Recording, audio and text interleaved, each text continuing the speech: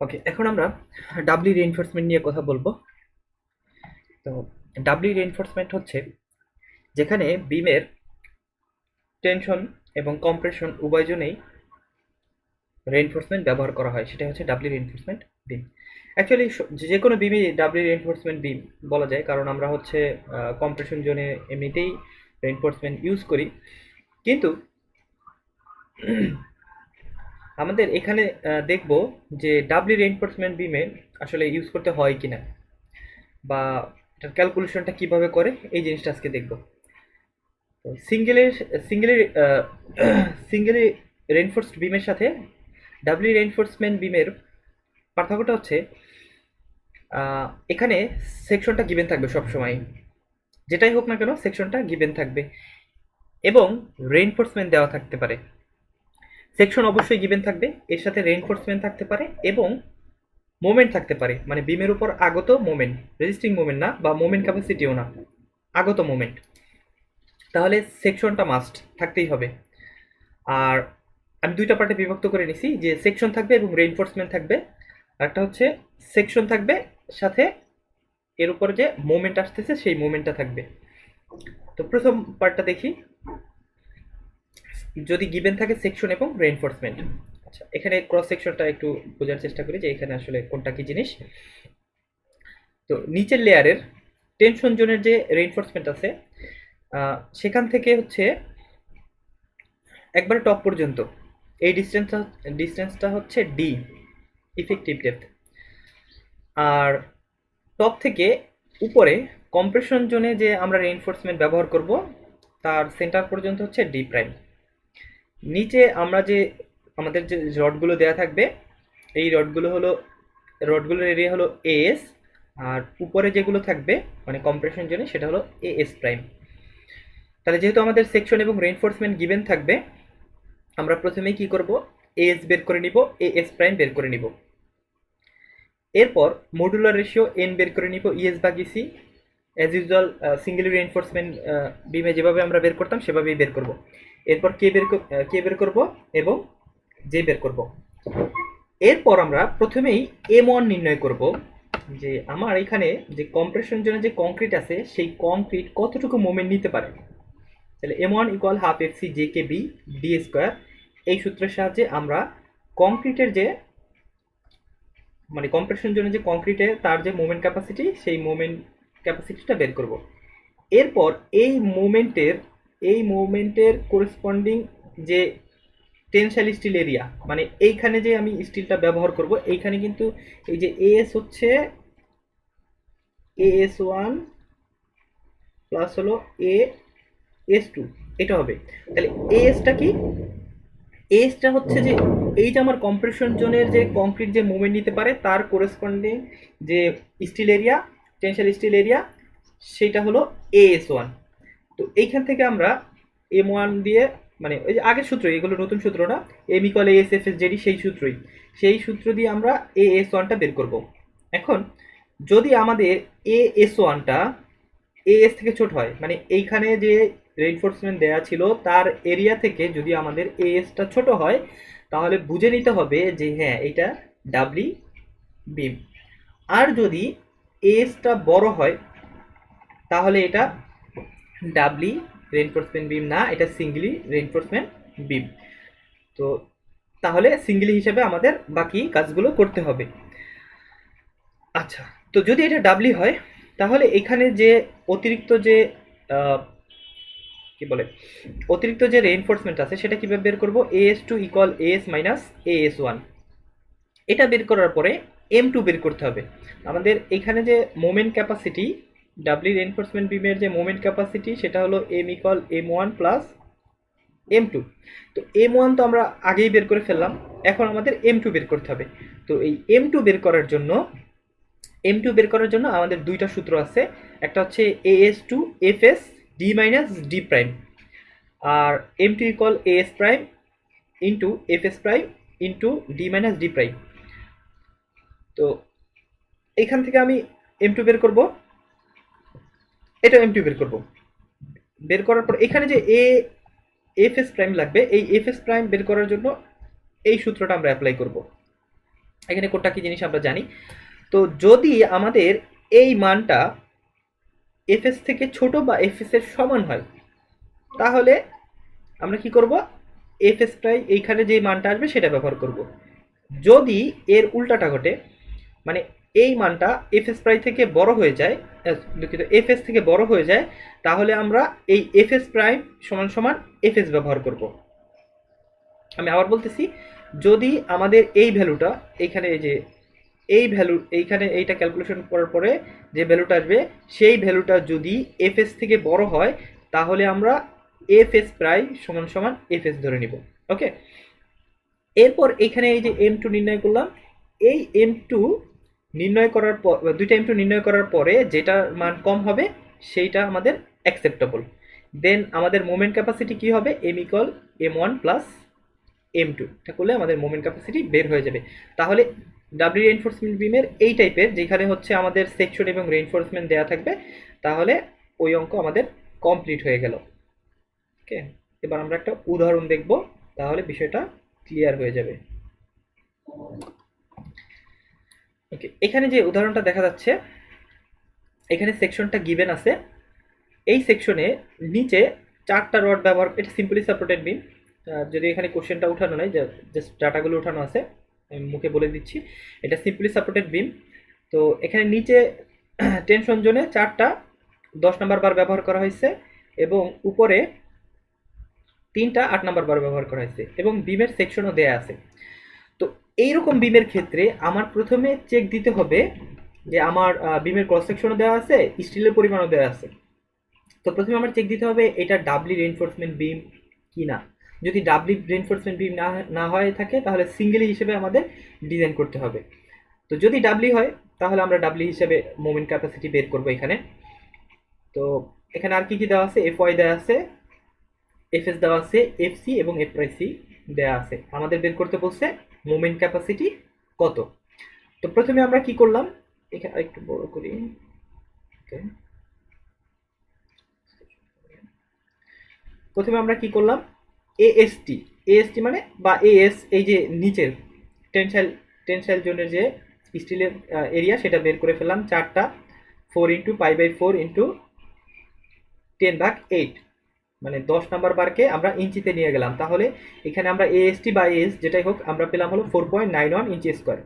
এবং উপরে কম্প্রেশন জোনে যে স্টিল ব্যবহার করা হয়েছে তার এরিয়া হচ্ছে 3টা ব্যবহার করা হয়েছে, 3 into pi by 4 into 8/8 square, 2.36 inch square. এরপর আমরা এন বের করব, কে বের করব এবং জে বের করব। এটা তো সব অঙ্কেই করা লাগে। এরপর আমরা কি করব, প্রথমেই আমরা ব্যালেন্স কন্ডিশনের জন্য এম ওয়ান বের করবো, half F C J K BD square. এখান থেকে আমরা এম ওয়ানটা বের করব। তো এটা সরাসরি কেএসআই তে নেওয়া হয়েছে, সো এটা কিপে চলে আসছে, কিপ ইঞ্চিতে চলে আসছে। তো এম ওয়ান দেখা যাচ্ছে 1151 আসছে। এখন এই যে এম ওয়ানটা আসছে, এর কোরসপন্ডিং যে স্টিল এরিয়া, সেটা আমরা যে সূত্রটা দেখলাম, A S one equal M one F S JD, এই সূত্র থেকে আমরা কোরসপন্ডিং স্টিল এরিয়া বের করে ফেললাম। তো দেখা যাচ্ছে এইখানে এস ওয়ান আসতেছে 3.046, 3.046, আর আমার এস ছিল 4.91, তাহলে অবশ্যই কম আছে। তার মানে আমার এস টু হবে 4.91 মাইনাস 3.046, 1.865 আসতেছে এস টু এর মান। তাহলে এবার আমরা কি করব, দুইটা এম টু নির্ণয় করব, দুইটা এম টু নির্ণয় করব। সূত্রগুলো কি, এম টু ইকুয়াল হলো S two F S D minus D prime. Okay, এটা থেকে আমরা একটা এম টু পাবো। আরেকটা এম টু কিভাবে পাবো, M two equal S prime F S prime D minus D prime, এটা থেকে আমরা আরেকটা এম টু পাবো। তো এখানে এস প্রাই কোনটা, এস প্রাই হচ্ছে ওই যে উপরে আমাদের কম্প্রেশন জন্য যে রেইনফোর্সমেন্ট ছিল তার যে এরিয়া, সেটা হলো এস প্রাইম। আর এফ এস প্রাইম আমরা কিভাবে পাবো, এফ এস প্রাই হচ্ছে এই যে এখানে যে সূত্রটা ছিল, F S prime equal to F S K minus D prime by D one minus K. তাহলে এইখান থেকে আমরা কি পাবো, এফ এস প্রাই পাবো। এখন আমরা কি দেখব যে এই এফ, দুঃখিত এটা এফ প্রাই সিটা, এটা হলো এফ এফ এস। তাহলে এখান থেকে আমরা দেখব যে এফ এস এর থেকে কম আসতেছে নাকি বেশি আসতেছে, হ্যাঁ এটা কম আছে, এখানে হচ্ছে কেএসআই তে নেওয়া হয়েছে তো, আর এটা আছে হচ্ছে পিএসআই তে, সো এটাকে কেএসআই তে নিলে হচ্ছে 24 হবে, তার মানে এটা 24 থেকে কম আছে, ওকে এটাই তাহলে অ্যাকসেপ্টেবল। তো এফ প্রাইম এস, এটা এফ প্রাই এস, এফ প্রাই সি না, এফ প্রাই এস ব্যবহার করে আমরা এখান থেকে এম টু পাবো। তো এই দুইটার মধ্যে যেটা ছোট সেটা হচ্ছে আমাদের অ্যাকসেপ্টেবল, এখানে তাহলে এম টু পাওয়া যায় 667.12 কিপ ইঞ্চ। তাহলে আমাদের মোমেন্ট ক্যাপাসিটি কত হবে, এম ইকুয়াল, আমরা প্রথমে যে এম ওয়ান পেলাম সেই এম ওয়ান প্লাস হলো এম টু, এখান থেকে আমরা মোমেন্ট ক্যাপাসিটি পেয়ে যাব। ওকে, আচ্ছা আমি আরেকবার একটু ব্যাপারটা রিভিউ করি যে আমরা কি করলাম ওভারঅল একটা।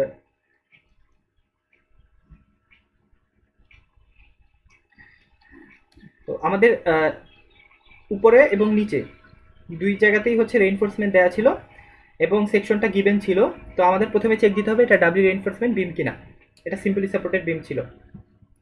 তো আমরা কি করলাম, এখানে নিচের স্টিলের এরিয়াটা বের করে নিলাম এবং কম্প্রেশন জন্য স্টিলের এরিয়া বের করে নিলাম, এরপর অ্যাজ ইউজুয়াল এন কে এবং জে এর মান বের করে নিলাম। এরপর ব্যালেন্স কন্ডিশনের জন্য এম ওয়ান বের করলাম যে half F C J K B D square.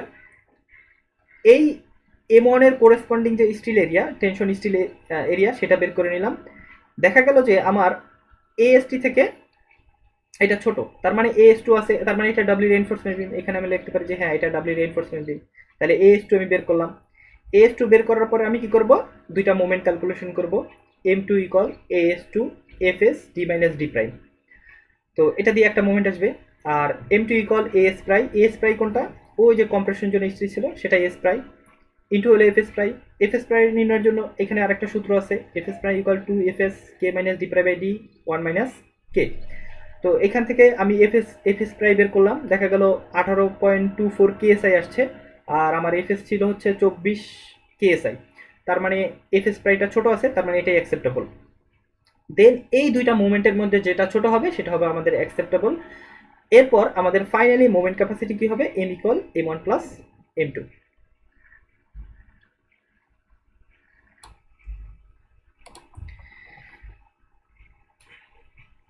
এবার যদি সেকশন তো সবসময় গিভেন থাকবে, সেকশন এবং মোমেন্ট যদি দেওয়া থাকে, সেকশন এবং মোমেন্ট দেওয়া আছে, সেকশনে দেওয়া আছে, মোমেন্ট দেওয়া আছে, এই মোমেন্ট কিন্তু মোমেন্ট ক্যাপাসিটি না, জাস্ট আগত মোমেন্ট কত হচ্ছে সেটা।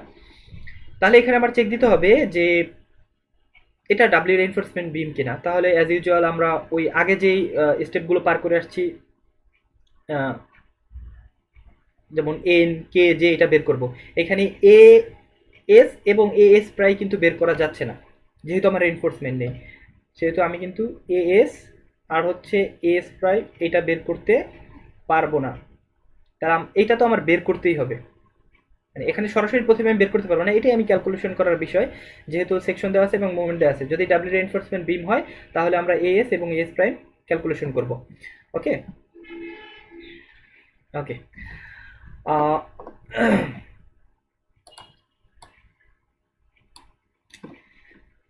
তাহলে প্রথমে আমরা কি করব, এম ওয়ান নির্ণয় করব। এম ওয়ান কি, half F C J K BD square, এখান থেকে আমরা এম ওয়ান নির্ণয় করব। এবার আমাদের যে গিভেন মোমেন্ট ছিল, যে মোমেন্টটা আসতো আমাদের বিমের উপর আসতেছে, যে মোমেন্টটা বা উৎপন্ন হচ্ছে, সেই মোমেন্ট যদি বেশি হয়, এম ওয়ানের থেকে বেশি হয়, তাহলে এটা ডাব্লিউ রেইনফোর্সমেন্ট বিম। আমি এখানে এম ওয়ান ক্যালকুলেশন করলাম, আর আমার যে গিভেন মোমেন্ট আছে এটা অবশ্যই মোমেন্ট ক্যাপাসিটি না, শুধু গিভেন মোমেন্ট অথবা লোডের কারণে যে মোমেন্ট আসছে সেই মোমেন্ট, যদি সেই মোমেন্টটা এম ওয়ান থেকে বেশি হয়ে যায় তাহলে এটা ডাব্লিউ রেইনফোর্সমেন্ট বিম। এরপর আমরা কি করব, ডাব্লিউ রেইনফোর্সমেন্ট বিম হলে এ এস ওয়ান নির্ণয় করব, মানে এই এম ওয়ানের কোরেসপন্ডিং টেনশাল স্টিল বের করব। A S one equal M one by F S JD, এই সূত্র থেকে। এরপর আমাদের যে অতিরিক্ত যে মোমেন্ট ছিল এম টু, সেটা কত, এম, মানে আমাদের যে গিভেন মোমেন্ট অথবা লোড দিয়ে ক্যালকুলেশন করে যে মোমেন্ট পাবো সেইটা মাইনাস হচ্ছে m1। তো এই অতিরিক্ত মোমেন্টের জন্য আমার যে অতিরিক্ত টেনসাইল রেইনফোর্সমেন্ট লাগবে তার পরিমাণ হচ্ছে as2 equal m1 minus m minus m1 ভাগ হলো fs d minus d prime. তাহলে আমার টেনসাইল রেইনফোর্সমেন্ট কত হবে, as equal as1 plus as2। এরপর আমার কম্প্রেশন জোনে আমরা যে রেইনফোর্সমেন্ট কম্প্রেশন জোনে যে রেইনফোর্সমেন্ট লাগবে সেটা কিভাবে বের করব, সেটা বের করার জন্য কম্প্রেশন জোনে রেইনফোর্সমেন্ট বের করার জন্য as প্রাই এই সূত্রে অ্যাপ্লাই করব। as প্রাই ইকুয়াল m2 fs এখানে প্রাই হবে, দুঃখিত এখানে fs হবে না, এখানে হবে হচ্ছে এটা হবে fs প্রাই d মাইনাস d প্রাই, এটা হবে নিচে, এই যে এখানে নিচে এটা হবে।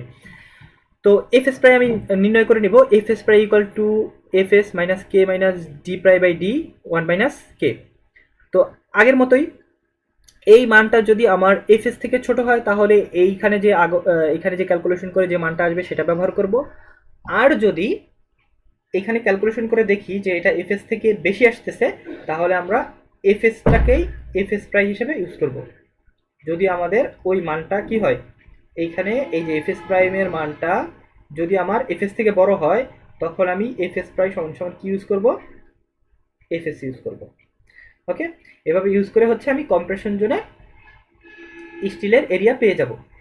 এরপর স্টিলের এরিয়া পেয়ে গেলে হচ্ছে কতগুলো স্টিল লাগবে এটা তো আমরা ক্যালকুলেশন করতে পারি। স্টিলের এরিয়া পেয়ে গেলে তো এটা সহজ, আমরা সূত্র জানি যে এটা কিভাবে বের করে, n ইকুয়াল as ভাগ হচ্ছে এই সূত্র দিয়ে হচ্ছে আমার টেনশন জোনে কতগুলো স্টিল লাগবে এবং কম্প্রেশন জোনে কতগুলো স্টিল লাগবে সেটা আমরা সহজেই বের করতে পারি। এখন আমরা একটা উদাহরণ দেখব, তাহলে ব্যাপারটা আরো ক্লিয়ার হয়ে যাবে।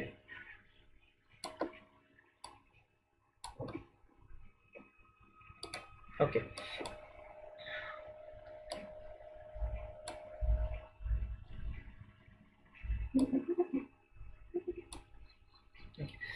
তো এখানে একটা বিমের সেকশন দেওয়া আছে এবং মোমেন্ট দেওয়া আছে, আগত মোমেন্ট যে কত 2530 কি পিচ মোমেন্ট দেওয়া আছে। তো আমরা এখান থেকে n নির্ণয় করে ফেলবো, k নির্ণয় করব এবং j নির্ণয় করে ফেলবো। নির্ণয় করার পরে প্রথমে আমরা কি করব, ফর ব্যালেন্স সেকশনের জন্য m1 নির্ণয় করব, half fc jk bd square. তো এখানে আমরা d কত ধরবো, যেহেতু আমার টোটাল ডেপথ হচ্ছে 24, বা আমি যদি মনে করি যে এক লেয়ার রেইনফোর্সমেন্ট ব্যবহার করবো, আমি এখানে ডিজাইন তো অনেকবার ট্রায়াল দিতে হয়, আমি প্রথমে অ্যাজিউম করে নিলাম যে হ্যাঁ আমি এক লেয়ারের রেইনফোর্সমেন্ট ব্যবহার করব। তো পরবর্তীতে দেখা যেতে পারে যে না আমার এক লেয়ারের রেইনফোর্সমেন্ট দিয়ে হচ্ছে না, স্পেসিংয়ের একটা ব্যাপার আছে এখানে, তো এক লেয়ারে বসানো যাচ্ছে না, তখন কিন্তু আবার পুনরায় ডিজাইন করতে হয়। তো আমি আপাতত ধরে নিলাম যে হ্যাঁ আমি এক লেয়ারে এখানে রেইনফোর্সমেন্ট, এক লেয়ারে না এখানে 2 লেয়ারে ধরা হয়েছে। আচ্ছা যাই হোক, আমি ধরে নিলাম যে 2 লেয়ারে হচ্ছে রেইনফোর্সমেন্ট ব্যবহার করব। তাহলে 24 মাইনাস 3.5 ইফেক্টিভ ডেপথ হবে 24 মাইনাস 3.5। আর ডি প্রাইম আমরা 2.5 ইঞ্চ ধরে থাকি, 2.5 ইঞ্চ ধরে থাকি। তো এখান থেকে হচ্ছে m1 নির্ণয় করলাম, half fc jk bd square, এই সূত্র থেকে আমরা m1 নির্ণয় করলাম। নির্ণয় করার পরে দেখা গেল যে আমাদের এইখানে যে আগত মোমেন্ট সেটা থেকে আমার m1টা ছোট, তার মানে কি এটা একটা ডাবলি রেইনফোর্সমেন্ট বিম ডিজাইন করতে হবে। তো এই m1 এর কোরেসপন্ডিং টেনশাল স্টিল এরিয়া আমরা বের করে ফেললাম, as1 equal m1 fs jd এই সূত্র থেকে। তো as1 আসলো কত, as1 আসলো 5.03 ইঞ্চি স্কয়ার। এবার আমার যে অতিরিক্ত যে মোমেন্ট সেটা কত, m2 equal m minus m1, এখান থেকে অতিরিক্ত যে মোমেন্ট সেই মোমেন্টের জন্য আমার টেনশাল স্টিল কত লাগবে, as2 equal m2 fs d minus d prime. দেখা যাচ্ছে কি, একটু জুম করি, হ্যাঁ as2 equal m2 minus m2 ভাগ হচ্ছে fs into d minus d prime. তাহলে এইখান থেকে হচ্ছে আমি আগে কি পেলাম একটা, যে m1 এর জন্য মানে কম্প্রেশন জোনে যে হচ্ছে M1 পাইলাম আমি মোমেন্ট ক্যাপাসিটি, সেটার জন্য যে টেনসাইল কোরেসপন্ডিং যে টেনসাইল স্টিল এরিয়া সেটা পেলাম হলো 5.03 ইঞ্চি স্কোয়ার, এবং অতিরিক্ত যে মোমেন্ট তার কারণে আমরা যে স্টিলের পরিমাণ পেলাম সেটা হলো 2.106 ইঞ্চি স্কোয়ার। তাহলে আমার টোটাল টেনসাইল স্টিলের পরিমাণ কত? AST ইকুয়াল AS1 প্লাস হচ্ছে AS2 এভাবে করে এখানে হিসাব করা হয়েছে যে কয়টা রড ব্যবহার করব। প্রথম লেয়ারে হচ্ছে 4টা 9 নাম্বার বার, এবং দ্বিতীয় লেয়ারে হচ্ছে 4টা 8 নাম্বার বার। এই হিসাবটা অন্য, এটা আমি অন্য কোনো একটা ভিডিওতে দেখাবো। ওকে, এবার আমরা কি করব, কম্প্রেশন জোনে যে স্টিল ইউজ করতে হবে M2-র জন্য, যে অতিরিক্ত যে মোমেন্ট আসতেছে সেই অতিরিক্ত মোমেন্টের জন্য আমার কম্প্রেশনের জন্য যে স্টিল লাগবে তার পরিমাণ হচ্ছে AS প্রাইম ইকুয়াল M2 ভাগ হলো FS prime D minus D prime. তাহলে FS প্রাইম কীভাবে নির্ণয় করি? 2FS into K minus D prime by D ভাগ হচ্ছে 1 মাইনাস K। তাহলে এখান থেকে বের করার পর দেখা যাচ্ছে যে এইখানে যে ভ্যালুটা আসতেছে এই ভ্যালুটা আমার FS থেকে বড়। তাহলে আমার কি করতে হবে? FS প্রাইম সমান সমান এই FSটাই ব্যবহার করতে হবে। এই যে এখানে দেখা যাচ্ছে যে আমার FS প্রাইমটা বড় আসতেছে, 20.45 সামথিং আসতেছে, আর আমার FS দেওয়া ছিল 20 KSI। সুতরাং আমার FS প্রাইম সমান সমান 20 KSI ব্যবহার করতে হবে। এটা ব্যবহার করে আমার কম্প্রেশন জন্য যে স্টিল লাগবে তার এরিয়াটা বের করে ফেললাম। এবার কি করলাম যে কয়টা রড লাগবে সেটাও হিসাব করা হয়ে গেল এখানে। তো হিসাবটা আমরা জানি, সেটা আর আমি দেখাচ্ছি না। আর এটা হচ্ছে বিমের ক্রস সেকশন। ফাইনালি হিসাব নিকাশ করার পরে এটা হচ্ছে বিমের ক্রস সেকশন। তো আমাদের ডাবলি রেইনফোর্সমেন্ট বিমের এই দুই ক্যাটাগরির অঙ্ক থাকে। এই দুই ক্যাটাগরির অঙ্ক সলভ করলেই আসলে ডাবলি রেইনফোর্সমেন্ট শেষ হয়ে যায়। আর এখানে যেটা যে এই যে এখানে ডাবলি রেইনফোর্সমেন্ট হওয়ার জন্য যে কন্ডিশনগুলো, এই কন্ডিশনগুলো যদি ফুলফিল না করে তাহলে আমাদের ওই বিমগুলোকে সিঙ্গেলি রেইনফোর্সমেন্ট বিম হিসাবেই আমাদের ডিজাইন করতে হবে। ওকে, ধন্যবাদ।